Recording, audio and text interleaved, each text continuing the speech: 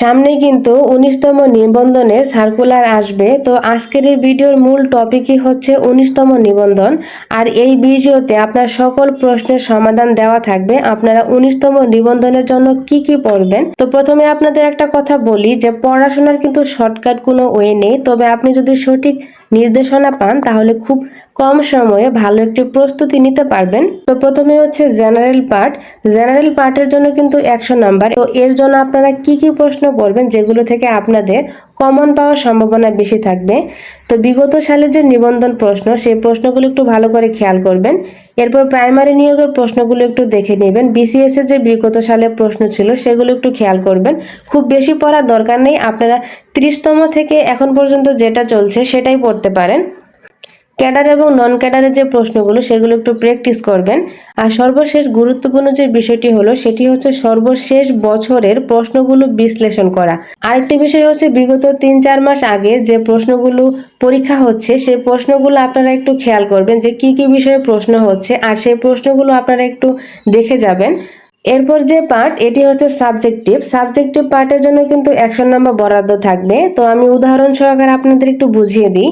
আপনার সাবজেক্ট কিন্তু ইকোনমিক্স, বাংলা, ইংরেজি, অঙ্ক যা কিছু হতে পারে। তো আপনার যে সাবজেক্ট, সেই সাবজেক্টের এসএসসি এবং এইচএসসি লেভেলের ইকোনমিক্স বেসিক যে ধারণা সেটি আপনাদের খেয়াল রাখতে হবে। বাংলা হলে বাংলা, ইংলিশ হলে ইংলিশ, ম্যাথ হলে ম্যাথ। আপনাদের যে সাবজেক্ট সেই সাবজেক্টের এইচএসসি এবং এসএসসি লেভেলের প্রশ্নটা একটু খেয়াল রাখতে হবে। একটি ভালো পাবলিকেশনের সাবজেক্টিভ বই আপনারা পড়তে পারেন। খুব বেশি বই পড়ার দরকার নেই, কারণ আপনি একটি বই যদি ভালোভাবে পড়েন তাহলে 5টি বইয়ের সমান পড়া আপনার হয়ে যাবে। তো এই ক্ষেত্রে আপনাদের স্মার্ট একটা টিপস বলি, শুধু পড়া না, একটু বুঝে বুঝে পড়তে হবে আর নিজের ভুলগুলো নিজেকেই খুঁজে বের করতে হবে এবং সেই ভুলগুলো আপনাকে ঠিক করে নিতে হবে।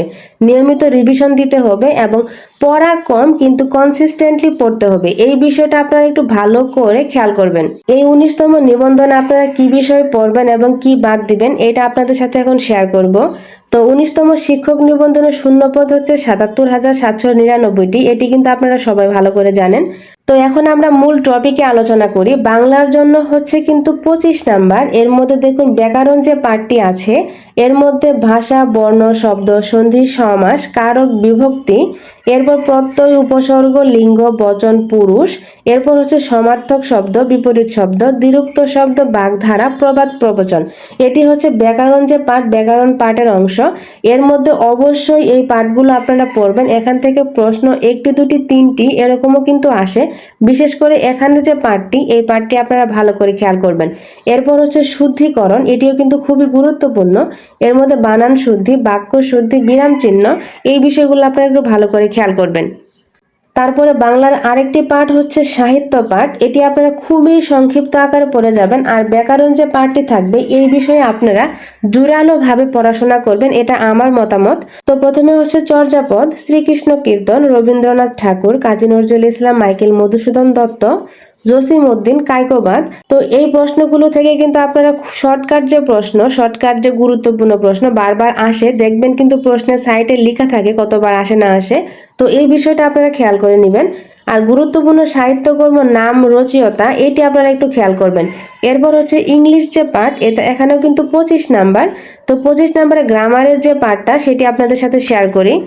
তো গ্রামার পার্টে আপনারা parts of speech, tense, right form of verb, subject verb agreement, voice change, narration, degree, তারপর হচ্ছে কন্ডিশনাল সেন্টেন্স, এইগুলো কিন্তু গ্রামারের অংশ, এগুলো আপনারা খেয়াল রাখবেন। এরপর ভোকাবুলারি থেকে সিনোনিম, অ্যান্টোনিম, আইডম ফ্রেজ, এগুলো আপনারা দেখে যাবেন। One word substitution, appropriate preposition, spelling, এগুলোও দেখবেন। এক্সট্রা আপনারা যোগ করতে পারেন সেন্টেন্স কারেকশন, ট্রান্সলেশন বাংলা থেকে ইংরেজি, আর ফিল ইন দ্য ব্ল্যাঙ্ক, এগুলো দেখতে পারেন। তবে চেষ্টা করবেন গ্রামার এবং ভোকাবুলারির যে পার্টটা, এই পার্টটা আপনাদের খুবই ভালো করে প্রিপারেশন নেওয়ার। এরপর হচ্ছে সাধারণ গণিত, এখানেও কিন্তু 25 নাম্বার। তো এখানে পাটিগণিত থেকে যে বিষয়গুলো আপনারা কোনোভাবে বাদ দিতে পারবেন না সেগুলো হচ্ছে লসাগু, গসাগু, শতকরা, লাভ, ক্ষতি, এরপর হচ্ছে সুদ কষায় কিন্তু সিম্পল যে অঙ্কগুলা সেগুলো দেখলে হবে।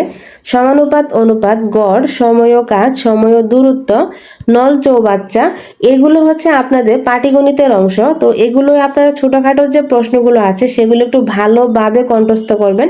যে কোনো এক সাজেশন বই পড়লেই হলো, সবগুলো কিন্তু একই লেখা একই পড়া। তো আপনাদের আপনাদের বারবার বই রিপিট করার দরকার নেই, যে কোনো পাবলিকেশন একটি বই পড়লেই হবে।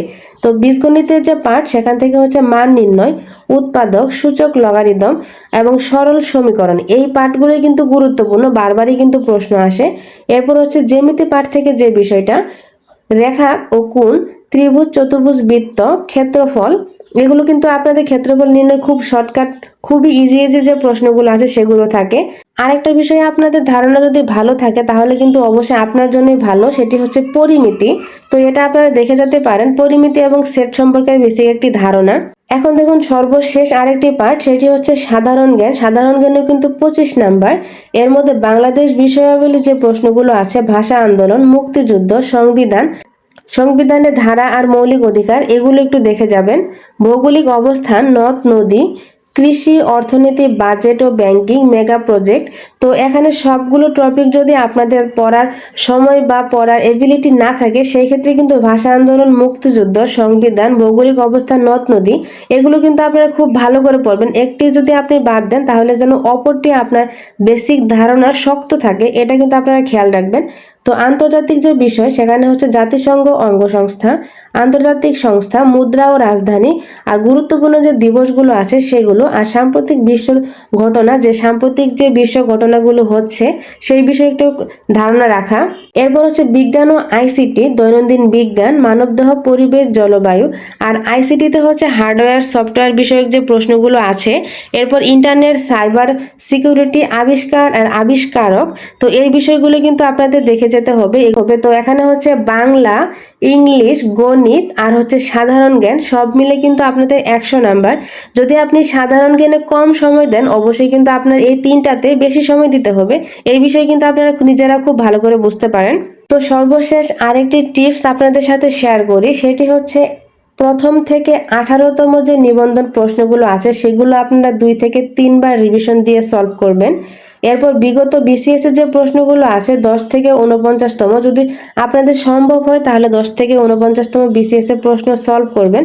আর যদি সম্ভব না হয়ে থাকে তাহলে অন্ততপক্ষে 30 থেকে তো অবশ্যই সলভ করবেন। একদম 30 থেকে 49তম যে প্রশ্নগুলো আছে সেই প্রশ্নগুলো কিন্তু আপনারা সলভ করে যাবেন, এটি ভালো করে খেয়াল করবেন। আর প্রতিদিন 50 থেকে 100টি এমসিকিউ প্র্যাকটিস করবেন। আর ভুলের একটি খাতা তৈরি করবেন, যেখানে আপনার যে প্রশ্নগুলো আপনি বারবার পড়ার পরেও ভুলে যাচ্ছেন সেই প্রশ্নগুলো আপনারা লিখে রাখবেন, যেন আপনি একটু চোখ বুলিয়ে যেতে পারেন পরীক্ষার আগে। আর একটি মডেল টেস্ট দেওয়া, সপ্তাহে 1-2টা মডেল টেস্ট দিবেন। আর অনলাইনেও কিন্তু বিভিন্ন প্রকার মডেল টেস্টের দেওয়ার একটা সিস্টেম আছে, তো সেখান থেকে কিন্তু আপনার মডেল টেস্ট দিয়ে নিজেকে একটু যাচাই করে নিতে পারেন। এরপর শর্ট নোট রিভিশন, এটাই হচ্ছে আপনার মেন পয়েন্ট, যে আপনার শর্ট একটা নোট করবেন আর সেই শর্ট নোটটা কিন্তু রিভিশন দেবেন। আর বারবার কিন্তু রিভিশন দেওয়ার ফলে আপনার কঠিন যে প্রশ্নটা আছে সেই প্রশ্নটা কিন্তু আপনার মুখস্থ হয়ে যাবে।